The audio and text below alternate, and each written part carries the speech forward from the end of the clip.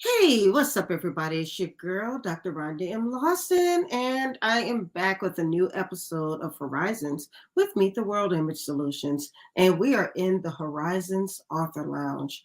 So, our first guest is running a little late, but we're going to still do what it do.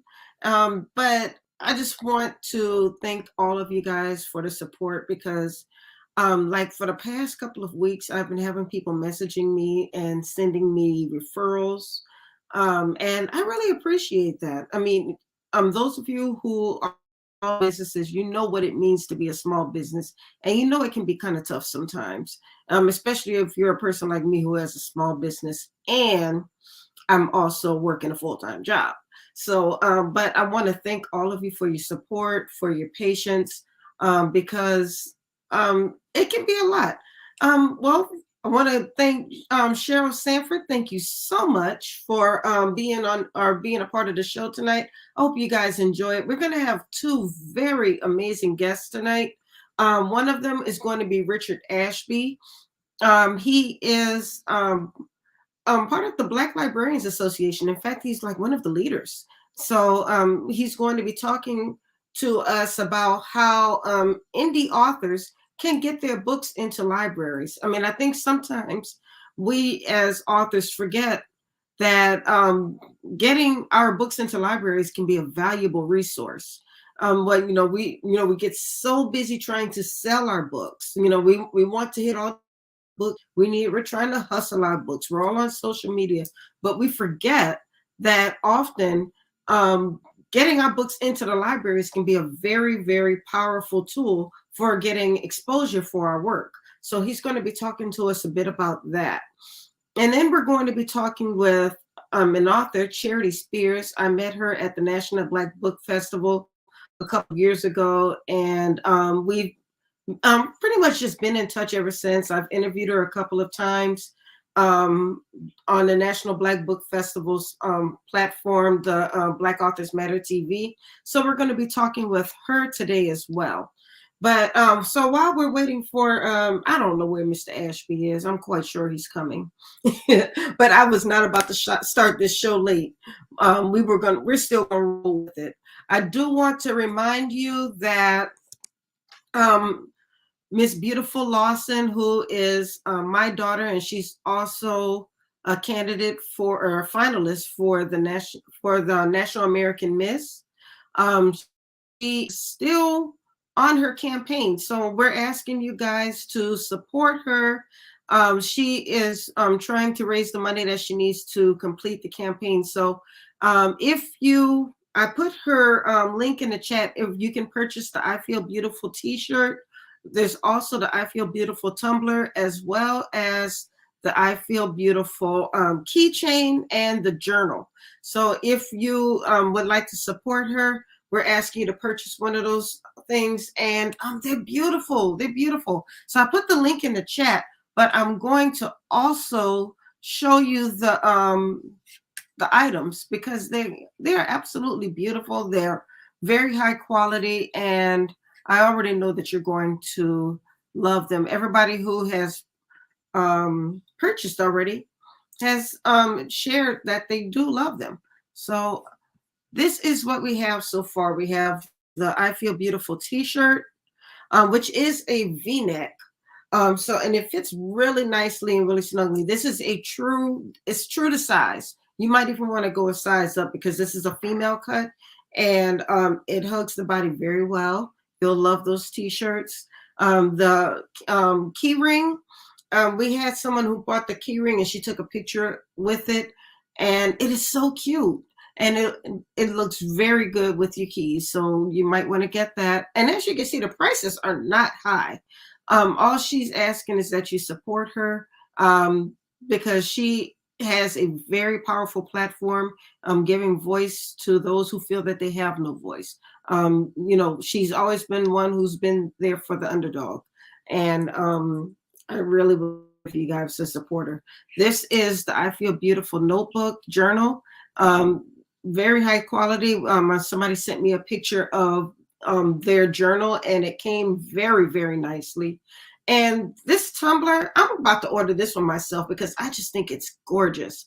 And they all have the I Feel Beautiful logo on them. And then we also have the mirror. And I know it looks upside down, but that's only because when you open it, it'll say I Feel Beautiful right side up when you open it. So just think of looking in the mirror like this. Everybody sees I Feel Beautiful right there while you're fixing yourself up. That's what the compact travel mirror is all about. So she has these 5 products, and then she also has the mask and the shea butter, and more information will be coming on that. So like I said, if you guys will support that, she would really truly appreciate it. And I'm not sure where Mr. Ashby is right now, but Charity, if you want to come on early, I am happy to have you come on early. So in the meantime, like I said, you can support her by getting these beautiful products. And if maybe you don't feel like you need any products and you would just like to support her, you can also send money to her Cash App, and I'll post that information in the chat a little bit later. But in the meantime, I'll just let you know what else is going on while we're waiting for Charity to get herself ready. We are working on a 5-day fiction writing masterclass. How many of you have said that you want to write your own story? Maybe you're in love with fiction, but you don't know how to write your own story. You want to write your own story, but you're not sure how to do it. We are going to do a free 5-day masterclass next month in August. We're going to do a class each day for 5 days. So you will learn all of the tools that you need to write your first book, or maybe if you've already written a book and you just want to sharpen your skills, you can do that as well. But like I said, it's absolutely free, and it's going to take place in the Right to Win Facebook group. So if you would like to be a part of that group, now is the time to join, because all of the classes will take place inside of the Facebook group. We will not be sharing those classes. So in order for you to take advantage of this free masterclass, you have to go to the Facebook group. So it's called the Right to Win Facebook group. And I will go ahead and put that in the chat as well. So you can join that. It's called the Right to Win Writers Group. And putting that in the chat. And we want you guys there. And then later on in the year, we'll be doing some other exciting things. But in February, Black History Month Literary Weekend, Season 8 will be here, and it will be taking place right here in the DMV. So if you are an author and you would like to be a part of that event, it's beautiful. We do book signings. We visit high schools. We are going to have a Ivory and Cream Affair jazz brunch. I mean, everything you want in a weekend is there. All you have to do is register to be a part of it. We actually pick you up. We provide you transportation to the events from your hotel. Yes, you are paying for your own hotel, but we are going to provide you transportation from the hotel to the different events. You are going to be able to impact students. You're going to be able to do book signings. Last year, we did a great book signing at Barnes & Noble in Bowie, Maryland. And then we had the Ivory and Cream Affair Jazz Brunch on that Saturday. And I'm going to tell you, I've already talked with the first person who has confirmed that he's going to be a part of this. Yes, Mark, make sure you fly into BWI and not Reagan. I mean, I'm not going to tell you what Mark had me doing last year. But we've already talked with a fashion designer who is going to give us an exclusive view of his of his collections. And only if you are at the Ivory and Cream Affair, you will see it. So you definitely want to be a part of that. We are also working on getting a celebrity guest speaker. I can't speak on that yet until it's finalized, but you will hear more information about that. So keep your eyes open for the for the call for authors. We're going to only be letting 8 authors in, only 8. I keep this very intimate because we want to keep the integrity of the event. So we always keep it a very small event, but I'm telling you, you get so much out of it. And Mark, he's making jokes, but I think he had a great time. He really loved that he was able to address the students. The students came in for an assembly, and they really got a lot out of it. And after the event, everybody wanted to take pictures with the guest speakers and with the authors. It was just a wonderful event, and I would love to see you guys there. So if this is something that you think you might be interested in, make sure you contact me on the Meet the World Image Solutions Facebook page or YouTube page or Instagram or TikTok. I'm all over the place, y'all. So Charity, I know you're early, but if you are near your computer, I am happy to let you in early because I think Mr. Ashby may have let time get past him, and I don't want you to miss, and I want you to have more time. So Charity, if you were there, or if somebody knows Charity, send her a message and let her know that we are ready to let her into the author lounge so we can get this interview started.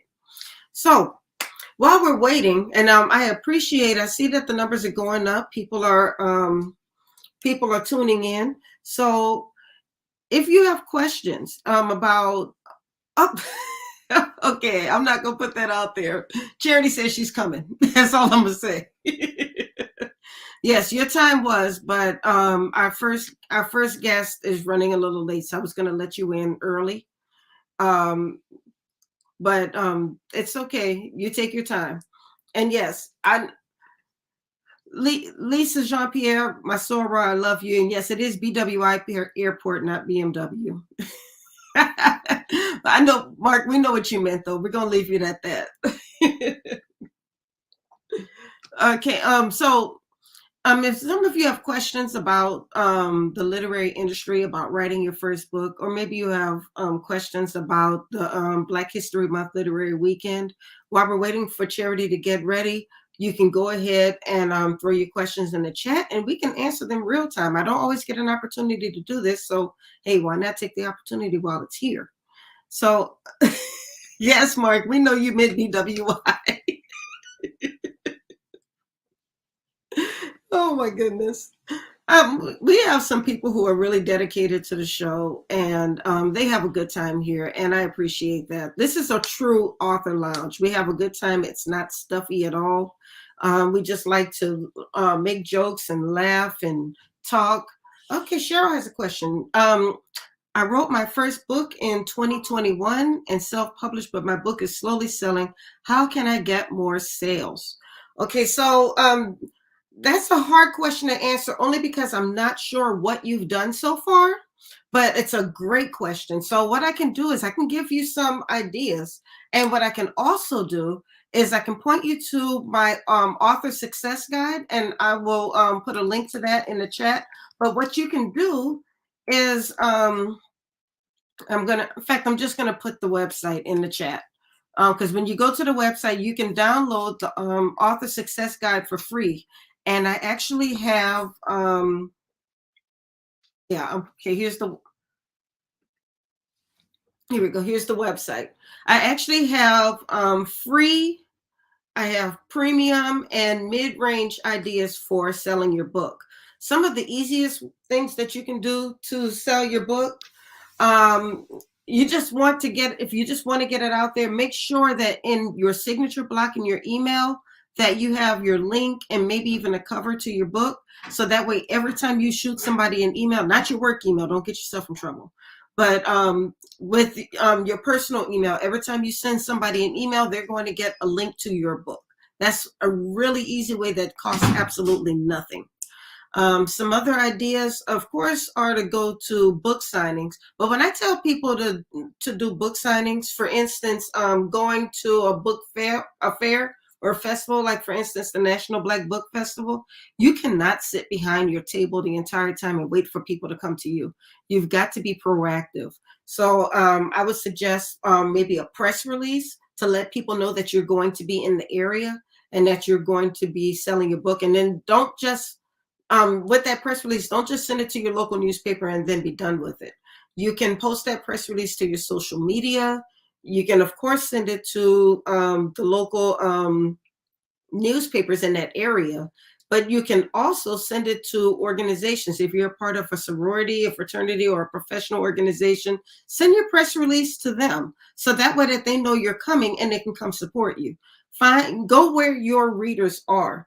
If you've written a fiction book about, let's say it's a love story, then maybe find organizations or businesses that specialize in relationships, or specialize in books. I would say don't just depend on bookstores. Maybe you've written a book. Let's say you are a doctor and you've written a book about being in the medical profession. Maybe you want to send your press release to that audience, to your fellow doctors in that area, your fellow medical professionals in that area. So don't just depend on newspapers and magazines and news shows to pick up your press release. Your press release is basically giving information about your book.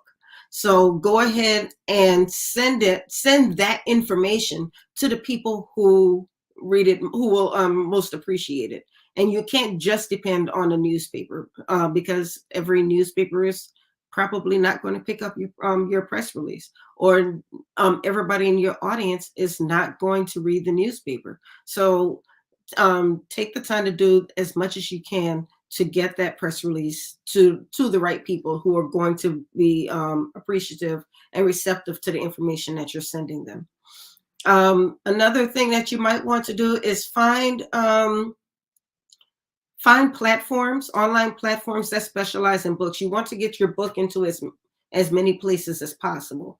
You can't just put it on Amazon and expect, and this is no shade against Amazon. I have books on Amazon myself. But if you just put it on Amazon and think you're just going to sit back and wait for the readers to come, it's not going to happen.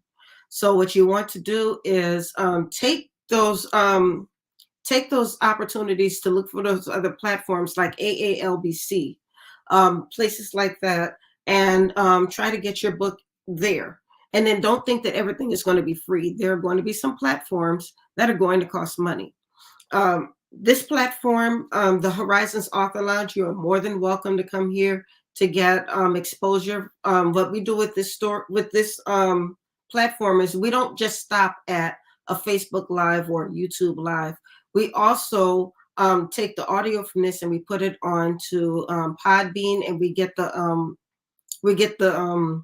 podcast out that way.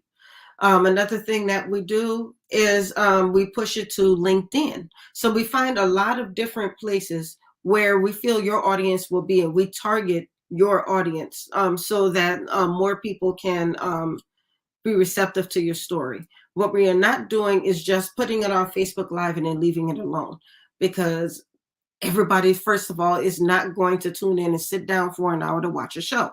So we're going to find ways to get the show to the people so they can watch it when it's convenient to them. And I will tell you that the people who have been on this show have received a boost in sales, because people have wanted to know who was on your show. Even if I've had people come to me a year later and say, I was watching one of your old shows. How can I get in touch with that author?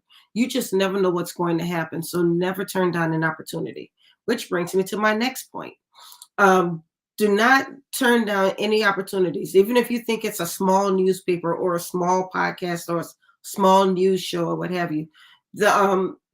What you can do is every time you go onto a show, you are getting more practice for getting your story out there, for telling more people about your book, for engaging your audience. You get practice each time. And so every time you get more practice, that means you get better. So if you start with the smaller shows, you're adding to your press kit, you're refining the way that you tell your story, and then you're reaching people who may not be watching, let's say, the Sherry Show or the Jennifer Hudson Show, because I know everybody wants to get on the big shows like that.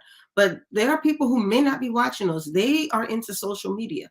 And so if you pass on the social media shows thinking that you're waiting for the big shows, you may wind up missing something. And we don't want that to happen to you. So try to hit your audience every way that you can. All right, so I know those are just a few things, but like I said, if you go to my website, the Meet the World Image Solutions website, which, like I said, I put the website in the chat, you can get a free copy of my author success guide, and it has a myriad, yes, a myriad, a myriad of suggestions for getting exposure for your book and helping you to get your book out there. Also, if you are a business owner or you are a speaker and you have not written your book, you are leaving money on the table. So if you would like to write your book so you can expand on your message, let's say you've done a very successful TED Talk. That TED Talk was probably about 10, 15, maybe 20 minutes. But you can expand on what you talked about in your TED Talk in a book that's going to take people maybe a couple hours or even a couple of days to read. So you can expand on those topics and you can hit an even bigger audience if you have a book. Or if you are a speaker and you just really want more speaking engagements, often people are going to ask if you have a book. And if you don't have a book, they may pass on you. So take the time to write your story and expand on the points that you have for whatever it is that you're speaking about in your speaking engagements. For instance, I'm a business owner, I'm an author, but I don't just write books. I also have workbooks. I have the Right to Win Writers Workbook, which is what I call the perfect workbook for imperfect writers. And it has a lot of tips on how you can refine your writing skills and get even better with them. And then I also have the Author Success Guide, which is also a workbook. And like I said, it has a lot of tips for how you can get more publicity for your books. So oh, thank you, Mark. Rhonda's putting y'all on game right now. I'm trying. I am really trying to put everybody on game because I want people to win. There are so many people who say that they want to write a book, and I've realized that a lot of people want to write a book, but very few people want to learn how to write a book well. And so I take writing very seriously, and it's something that I absolutely love doing. And I love sharing the information that I have that helps people become better writers. Okay, so right now we're going to let Miss Charity in. Hey, Charity! Hi, can you hear me? I hear you great. Thank you so much for being on the show tonight. No problem. I'm not sure what happened to our first guest. He must have had some an issue because I know you wouldn't have just not come. So I hated to get you, to surprise you and say I'm gonna let you in early, but I'm really glad that you were able to join us tonight. Yeah, thanks. A couple minutes early, so I appreciate that. No problem. Then my boyfriend sent me a text saying they're calling you in. I'm like, oh, I'm just getting out the shower. Sorry. It's okay. It's okay. The only reason I called on you is because I saw your little box come on. It's like, okay, maybe she just turned it on. No, I had signed on the link and then I hopped in the shower real quick. Yeah. No problem. No problem. But thank you once again for joining me. It is really good to see you again, my Sigma Gamma sister. So what have you been doing these days? I know you've been busy because I've been seeing your Facebook. Yeah. So I'm on summer break now, but I go back to work next week. I taught summer school this summer, so I haven't had much of a break. Yeah, you have been busy this summer. I know you had didn't you have a Sigma Gamma Rho event this summer as well? No, or some activities. Probably some different activities. Okay. Yeah. It's always something going on with that. Right. Ain't nothing wrong with that, but at least you enjoyed your summer, right? Right, I did. I went to Essence Festival this year with two of my Saras, and that was the only vacation I had this year. So I'm ready for another one. What is? I'm reading Mark's comment. Hey, Charity. Technically, it's 5 minutes before her start. Anyway, she's so on time. You're right, Mark. I met Mark in New Orleans in January at a book festival there. Yes. So you were at that festival as well. Oh, what was it? So we're Facebook and Instagram friends now. Hi, Mark. Yeah, I cannot think of the name of that festival, but I remember you went, Mark went, Michelle Knight also went, and she's from New Orleans, so she was home. Okay. So yeah, I was glad to see that it was successful and so many people came out It for was it. called Black Ink Festival. That's it. And it was something with ink in it. Yeah, Oh, Black Ink. Mm-hmm. awesome, awesome, awesome. So so tell us about, you have the book with you, ma'am? I do. It's right here. The Broken Preacher's Daughter: A Road to Healing. Can you see it? Yes, I can. Yeah, that's it. Okay, so I remember the first time you introduced that book to me, I was asking, is the daughter broken or is the preacher broken? Good question. It's about me. So it's a memoir. And so the daughter is broken because of things that she's going through from her childhood to her early adult stages. And so I'm no longer in that broken state, but I was at one point. So it's a book that God told me to write for women that are broken and going through depression, and give them, it's to give them a light and a hope that they can get out of that dark place. Yeah. At one point, I was suicidal. I've been divorced. I've had failed relationships. I was molested as a child. A lot of people didn't know that because I didn't openly come out with that until I wrote the book. So the book was like therapy. And when my friends and family members read the book, they're like, oh my God, I had no idea you had gone through some of the things you had gone through. I had a baby out of wedlock. And just so it's just some different things that I've gone through that a lot of people can relate to. And when I wrote this book, in my mind, this book came out in September of 2019. In my mind, this book was geared for women, but I've had, my email address is on the back of the book if people want to contact me. So I've had men to contact me via email and tell me how the book has helped to heal their pain. I'm like, well, this book wasn't designed for men, but you know, I'm glad that men also can be healed from the book, not just women. Absolutely. So have you first of all, that's a blessing that you were trying to help us one specific group and you wound up actually impacting a whole different group. So that's a blessing, first of all. And then Right. I think it says a lot about the transparency that you had in telling your story. Right. Yeah. I had, this book first came out in 2019, and some of my students' parents found out about the book, and they shared the book with their husbands / boyfriends. And some of them would come up to me and it was like, wow, you know, I'm so glad that I can. Some of the men were telling me how they had been molested as a kid too. And so either by other men or their babysitter, like a female maybe had violated them sexually. And so a lot of men had opened up to me about being sexually violated as a kid.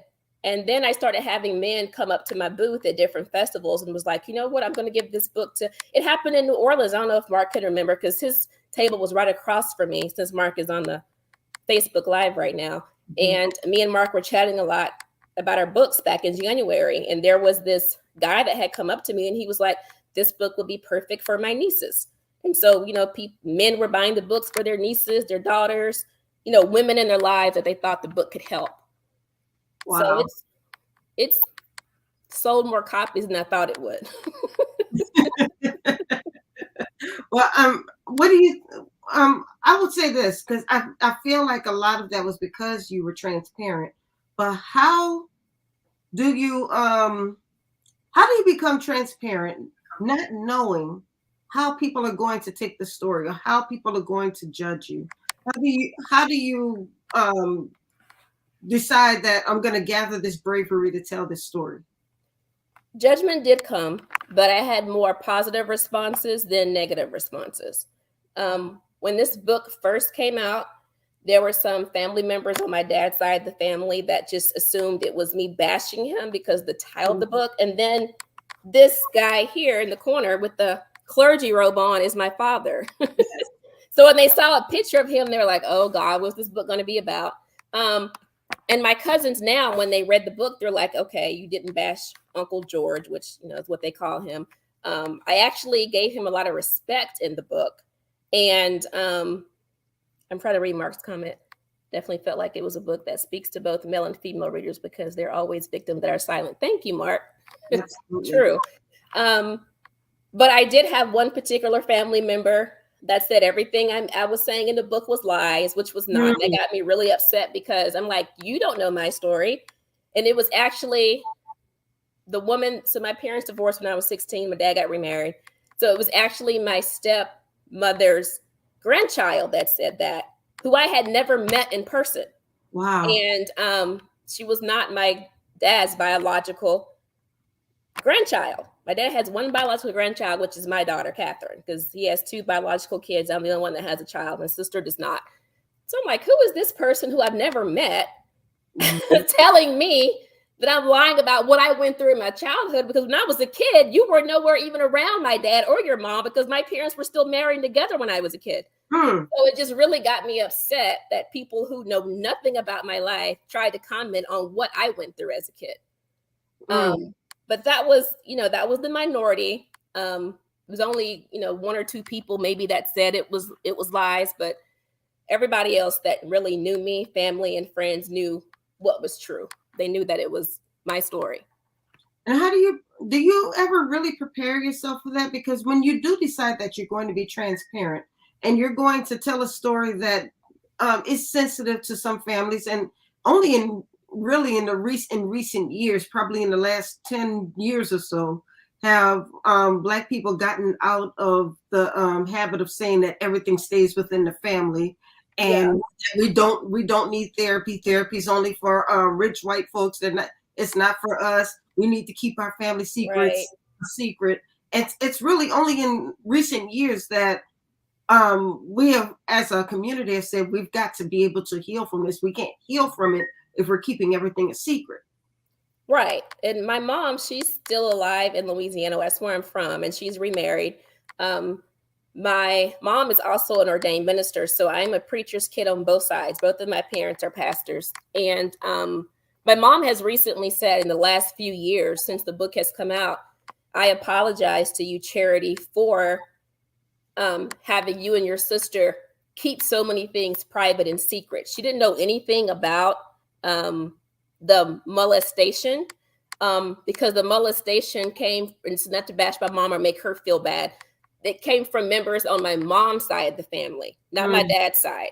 And so, but my mom was not aware of that because I never told her that when I was a kid, because the guys that did that to me told me to keep quiet or else, I was kind of threatened to shut my mouth or this or that would happen. So I was scared to say anything. And to my mom, until I got older, and those two family members that did molest me on my mom's side are passed away now. So I was able to feel more free to come out, because I'm like, okay, they can't do anything to me now. They're no longer here. You know what I mean? Right. Yeah. So if that kind of answered your question, but I did go to therapy and counseling. I heard TD Jakes say something years ago that stuck with me. And he was like, you know what? There are some things that you just can't get over with prayer. There's a reason that God has psychologists and therapists and doctors here, and he gives these people wisdom. And I was like, finally, a Black pastor saying it's okay to go to therapy and counseling. And TD Jakes is such, she said, I love Charity's book, Audrey Ann Moses. Thank you, Audrey. I don't know who she is, but thank you. I appreciate you purchasing the book. He was also at the National Black Book Festival. She was? Okay, I have to see her face then. I'm sorry, Audrey. I've met so many people from the festival that sometimes I don't remember their names, but I'll remember their face. And so when I heard, TD Jakes, this pastor of a mega church, say it was okay to have professional help, I was like, you know what? Yeah, it is okay to get help. Yeah, it is. It is. And I think sometimes it's not even just bravery to get past what others will think. Sometimes it's bravery to admit to yourself that you need help. Right. And the book was like, I was reliving certain things about my past. People always ask me, how long did it take you to write the book? It took me 10 months off and on, because there were parts of the book that when I would write it, I'm like, you know what? I'm done. I'm not going to publish this. It's embarrassing. I don't want any of my secrets to go out there and to be judged by certain people. And then I think I mentioned this to you once before. She said, we talked about you working on a doctorate degree. Okay, Audrey must be the one that gave me the business card about, are you an editor, Audrey? That might be her. I got a business card from someone that was an editor about editing your dissertation and getting a doctorate degree. I don't know if that's her or not. Sorry. But she said yes. Training of thought when I read it. Yes. Okay, Audrey. Yes, I gave your card to Peggy Elder. She told me she contacted you because Peggy graduated from her doctorate degree last December, but she's still working on her dissertation. So anyway, yeah, small world. So I lost my training of thought when I was reading her comment. I forgot what I was saying. What was I saying, Rhonda? I think I was talking about counseling. Yeah. That it was okay to basically go to counseling and therapy. I've done that. Oh no, this is what I was going to say because you've interviewed me about my book before with Gwen. Oh yeah, you said you were just about to say you told me something before. Yeah. Yeah, and you interviewed me about the book before with Gwen, and I had mentioned to you before about the 2 confirmations I got from God that I was supposed to write that book. I don't know if you remember the story, but I can tell it again in case there's any new listeners. Yes, please. Hey, boo. So back in 2017, I had this lady. I don't know if anyone out there has ever heard of Dr. Felicia Cunningham. She's a very popular pastor out of the Atlanta, Georgia area. She has a lot of followers on social media. Her and her husband had this huge ministry in Georgia. And she was on this I Am Her tour. And she wasn't coming to Houston. The closest city to here, I live in Houston, was in Dallas, which is a 3-hour drive. And so I drove to Dallas to see her, and she called me up to the altar. She didn't know me from Adam and Eve. I followed her on Facebook, but she had never met me personally and didn't know me. And so she said, God is telling me that you have this book that you're supposed to write. And I was thinking, at that time, I was thinking about writing this book, but I was like, okay, God, this is really from you. I need confirmation that it's not just me wanting to do this, that this is something I'm really that you really have me. So, I was a school teacher, never been an author, so I didn't know anything about writing a book and publishing a book. Right. And so, so I got that confirmation from her, and then still disobeyed God because I didn't start my book yet. Then I went to another conference. I don't know if you guys out there know of Lynn Whitfield is another popular pastor in Fort Lauderdale, Florida.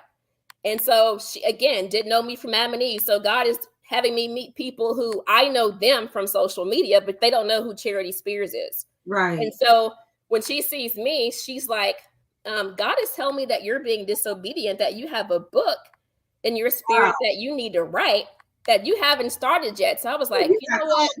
Okay, God, I've gotten 2 ministers to tell me that I'm supposed to write this book. So let me write the book.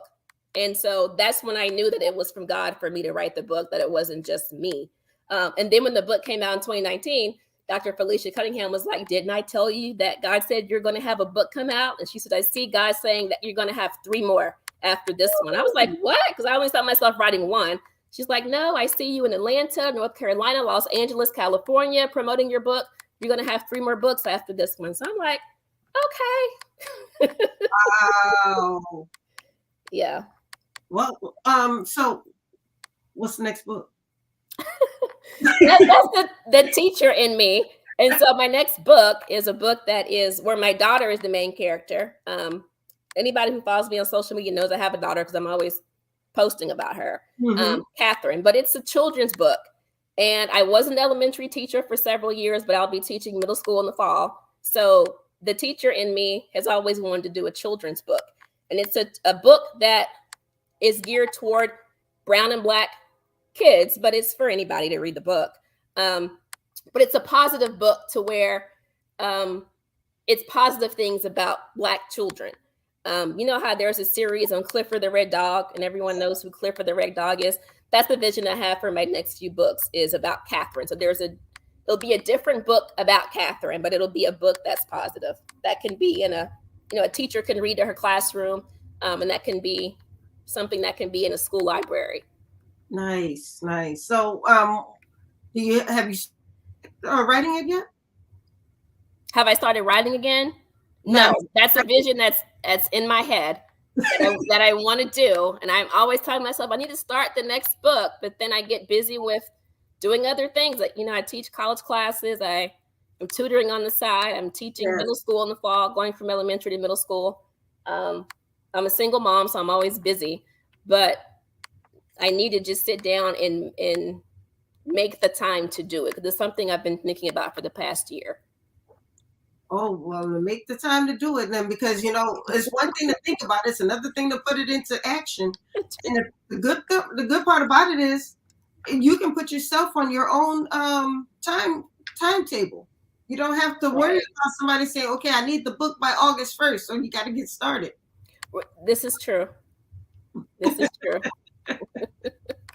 So you've written several books, so you know how it is. I do. And, I'm sitting here telling you this, and I got to follow my own advice. I have 3 books in my head I need to hurry up and get out. Oh, well, look, how many do you have altogether that's published?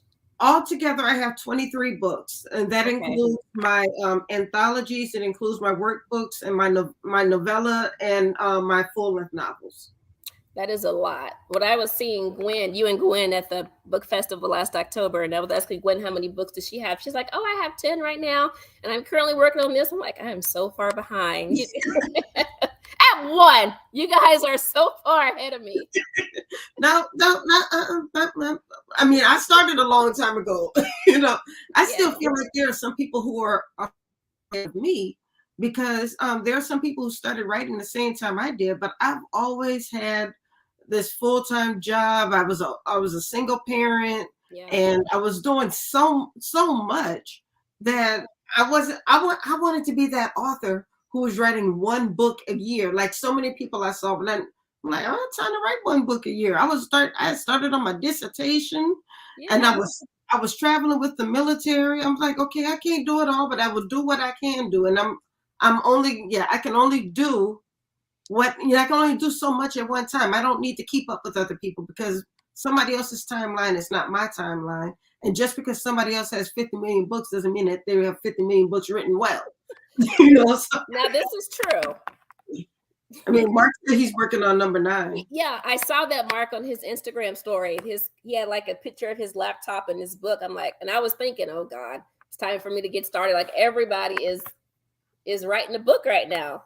Mm-hmm. But just like Audrey Ann said, the 1 is the beginning. Thank you, Audrey. Yeah, you can't get to 2, 3, 4, and 5 until you get to 1. True. This is true. Yeah, just wait until you can put some love in a book, but it doesn't mean that you can't just write a little bit here and a little bit there. And then once you're ready, it's going to come to you. That's true. It's like the book I have now. Like I said, it took me 10 months, but it wasn't me consistently writing every day for 10 months. I took breaks in between. Right. Where I would go weeks without writing anything. And so, I just need to get started and stop making excuses. That's all. Okay, now you said that I didn't. I don't know if you're making excuses. I am busy, but I've always been busy. So, I have to just make the time. So these 2, 3, and these books that the prophet told you about, are they all going to be children's books, or are you going to go back to writing are you going to go to writing fiction, or are you going to stick with nonfiction? I don't know. One of my sorority sisters, she says, I think I can really see you writing a novel. And I'm like, really? I don't see myself as writing a novel, but I do like to read. And I have a lot of books on my coffee table now that I need to finish reading that are novels. And when I get caught up in a good book, sometimes I'll think, maybe I can write something. Like, I just got finished writing, I'm reading the book, The Black Queen. I don't know if you've ever heard that book, Homecoming Queen. And no, but it sounds good. Tell me about it. So it's about this Black girl. She's the first Black homecoming queen of a predominantly white high school, and she ends up getting killed. I don't want to give too much away, because if you're interested in reading the book, I don't want to spoil it for you. Yeah, don't spoil it. It's a really good, juicy book. If you like juicy novels. I was able to finish that book in probably about a week once I actually started it. And it was about maybe 400 pages. Wow. Okay. It's a really good book. Yeah. Okay. I'm gonna have to look it up. And it's called the Black Queen. The Black Homecoming Queen, yeah. Okay, I'm gonna look for that. But getting back to Miss Charity Spears, I do. I'm really, really interested in your process for writing this story because um, if you're a fan of, or if you were a fan of Queen Sugar, um, Yes, I watched that show. Yes. right, and you remember the episode when Nova, when the family found out about Nova's book, and they were I thought about myself. Yes. yeah, until they read the book, and Mm-hmm. then everybody was upset with her. Yeah. And so the reason I'm saying all of this is because I think about your process. You were writing, you weren't just writing about yourself. You were Right. writing about something that affected not just you, but many family members around you. Right. And it may have affected the memory of some people who you wrote about. So, Right. how do you prepare yourself? And then this it's kind of like the question I asked earlier, but how do you prepare yourself for saying, one, I have to relive these memories? And so that's going to be a process. And then two, I'm going to write about some things that are going to hurt some other people, but I have to tell this story. So how do you do that? And then three, like you said, the judgment. There are going to be people out there who have never met you and they're Right. going to think that they know you based on the story that you wrote. Right. It took my mother a year to read the book. Mhm. I mean, when I say read it, I mean actually open it. And she said she was able to read the book in one day because my book is like, I think, 167 pages. So if you like to read, you can actually finish it in one day. Um, and my mom is retired, so she had the time to actually read it in one day. Um, but because of the title of the book, she had a fear of, um, she didn't know what was in it. And so when the book came out, because I had told her during the process of me writing, hey, I'm thinking about writing this book and publishing this book. And I didn't tell her everything it was going to be about, just little bits and pieces. And when the book came out, and I'm like, okay, it's on Amazon now and Barnes and Noble's online and it's official, she was like, she wasn't very happy. Mm, But after she read the book, she told me that she was proud of me. Um, because my mom is always the person that I wanted to make proud because my mom is like the number one person I admire. She has a doctorate degree in Christian education. She was a former teacher, as classy as they come, never been arrested. My mom is the only person I know at 67 years old that has never used profanity. I've used profanity, I think, just yesterday, like all the time when I get mad. My mom has never had alcohol. When she was here visiting me a few days ago, she was like, whose liquor is this in the refrigerator? I'm like, Mom, that was from a friend. I had a July 4th party at my house. I'm like, that was for my friends brought that over. Like, she's never been to a nightclub, never smoked anything. Like, she's not perfect. No one's perfect. But to me, she's the close to perfect as it gets. yes. And my mom like didn't have sex until she got married. She was doesn't believe in premarital sex. So if you read my book, I was not a virgin when I got married. I've had alcohol. I've been to clubs, lounges, everything she doesn't do, I did. And so for me, she was hard to always live up to that Christian standard. Yes. And so I've always wanted her to be proud of me. And so when she said that she didn't, when the book first came out and she told me she didn't want to read it, it hurt my feelings, but I had to let that go. Because this is some of the reason why I mentioned earlier that I asked God over and over, is this really from you? I need confirmation this is something that I'm supposed to do and not just me saying, oh, I want to be an author and say I got a book out there. Like, I need to know this is not me and that this is coming from you. And so, oh, thank you, Mark, for reading his comment. And yes, I do tutor people who cannot read and write. That's beautiful. You see that on my Facebook page, I guess, and my Instagram pages. But yeah, so when she said she was proud of me, it made me like, I don't care what anybody else said about them being proud of me. The one person I wanted to they were proud of me was my mom. And when she said it, I was like, I felt like I really had accomplished something. That's a real statement right there. We always Yeah, want to make our moms proud. exactly. And to kind of go on what you said about writing about some things about people in this book that they might judge me on. Rhonda, my dad passed away in 2008. and this book came out in 2019. I really think if he was still alive, I wouldn't have written the book. I kind of had more guts to write the book because he wasn't here. I think I would have been scared of how he was going to respond if he was still alive, because even though my dad and I didn't have the best relationship as a kid, we had a better relationship as I became an adult. And so I still wanted to make him proud of me. And I don't think I would have written this book if he was alive today. If that makes sense. And there are some pieces of the book I didn't write out of respect for my mom. Certain parts of my story, if my mom was passed away, this book would probably be a lot juicier. But I know that she was hearing things about the book from her friends and my family members, my cousins who were reading the book and telling her certain pieces of the book.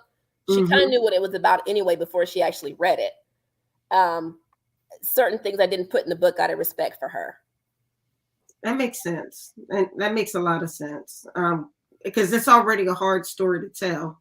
And then you do have to decide, okay, what do I want to put out there and what do I just need to keep quiet about? Right. And so I tell people all the time, because I have people who come to me a lot and say that they want to write their life story, which is why I asked you the questions I asked, because people come to me and they say, I want to write a book about my life. I want to talk about certain things. And one of the first questions I always ask is, are you ready to, one, relive some of these memories? And then two, are you ready to strip down and be real about your story? Because you don't know if your story is going to be a blessing to someone else. Right. Or maybe somebody else may be going through the same thing. And then they see after reading your book, they realize they're not alone. So you owe it to those readers to be real in your story. No, you don't have to give every sort of detail, but you do have to be real. And I always ask them if they're ready to do that. Right. No, I agree with you about transparency. I tell people all the time, I'm as transparent as they come. I'm an open book. And you have to be transparent to heal other people. Because if I would have kept everything a secret, then people wouldn't be able to relate to the book or be able to heal. Like, nobody is perfect. It's kind of like the story of, I think a lot of people can relate to Sarah Jakes, T.D. Jakes' daughter, because she had a baby at 14 years old out of wedlock. She's been divorced. She's on her second marriage. She's gone through things that regular human beings go through. And when you're a preacher's kid, you have this pressure of being perfect, similar to a teacher's kid, because my daughter has the same expectations to make straight A's because of me, who I am.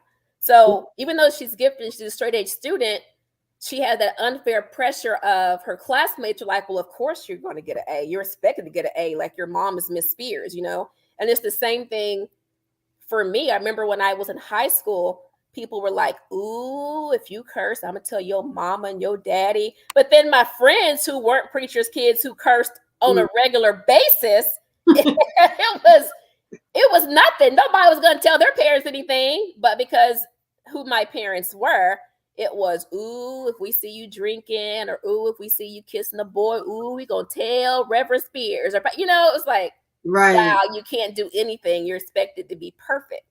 And so I've heard some other preachers' kids that have read my book say thank you, like, we can relate to you because we're put on this pedestal. And my dad, I was born in 1979. My dad was already a pastor when I was born. So I was born into the ministry. And so it wasn't anything I asked for, but you're put on this pedestal, of being a preacher's kid, of being perfect. And it's so unfair, but it is what it is. Yeah, I think a lot of PKs, as they used to be called, they're under that pressure, feeling like they have to be perfect because of who their parents are. Yes. Just about every preacher's kid I know says the same thing, because you don't want anything to get back to your parents. Right. And then it's like a shame on their ministry or a shame on who they are. I remember T.D. Jakes saying how people had come up to him and it was like, you're a pastor and you're telling people, not to have sex until you get married, but your own daughter at 14 was having sex and had a baby. Like, that's how they look at you. Like, how you gonna tell somebody else what to do, but you can't keep your own kids in line. That's how people look at it, especially in the Black community. Yep, that's how we do. Definitely, that's how we do. Mark had a question. He had two questions, but I think they're pretty similar. So I'm putting this one on the screen. Okay. Spoke with a potential new author last week who was thinking about writing her memoir and she was unsure of where to start. What key advice would you give her?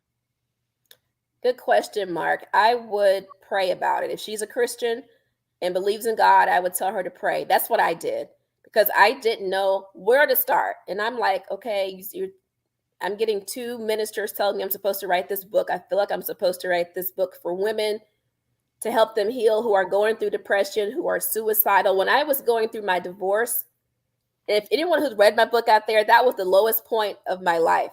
I was living in Orlando, Florida at the time. Mm-hmm. My husband made a lot more money than me. So I had left the house with him, everything with him. I had a Jeep at the time. And I drove my Jeep from Orlando, Florida, 14 hours to Shreveport, Louisiana, where my mom lives, and moved in with her temporarily. At this point, I already had a master's degree. I was teaching high school. I had my stuff together outside looking in and had to start all over again. And so if you read my book, you read that I was a cashier at Flying J truck stop while I was teaching school.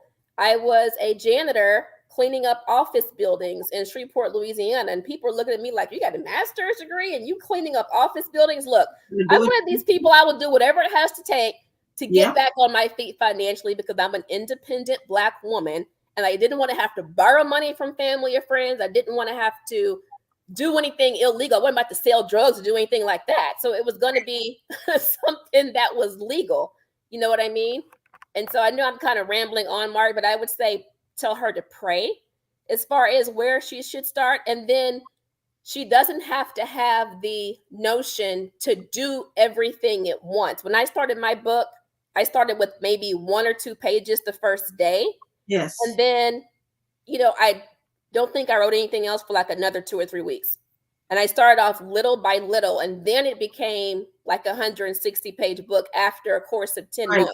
You're not going to write 160 pages in one sitting, and it's not going to happen in an hour. You have to start somewhere. Right. And so it's no rush on her completing the book. And so I think if you mention that to her, especially if she's a new author, that might take some pressure off of herself and she might feel better about starting the process. Absolutely. Well, that's a great way to end. Unfortunately, it is now 8 o'clock my time. I guess 7 o'clock your time. But thank you for joining me in the Author Lounge, Charity. I always enjoy it. You're welcome. Yeah. So hopefully we'll get to connect again soon. But thank you for sharing your story. Let everybody know the name of the book again and hold it up so we can all see it. Yeah, it's called The Broken Preacher's Daughter, A Road to Healing. It's on Amazon and it's on Barnes and Nobles online.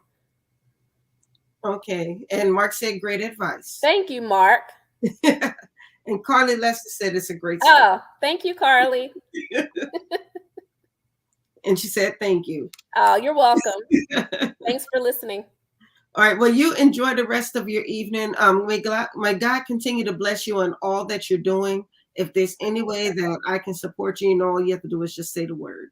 Okay. Thank you, Dr. Rhonda. All right, thank you. You have a great night. You too. Bye-bye. Bye-bye.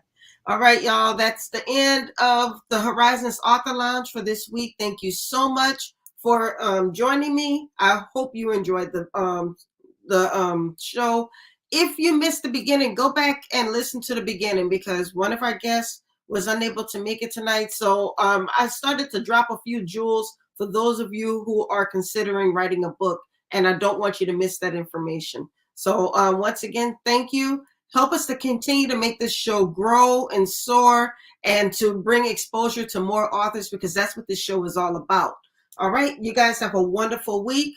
Keep writing. God bless you and good night. I will see you tomorrow night on the Black Authors Matter TV live stream, which starts at 8 p.m. Eastern Time, 7 p.m. Central Time. I'll see you there. God bless you. Bye-bye.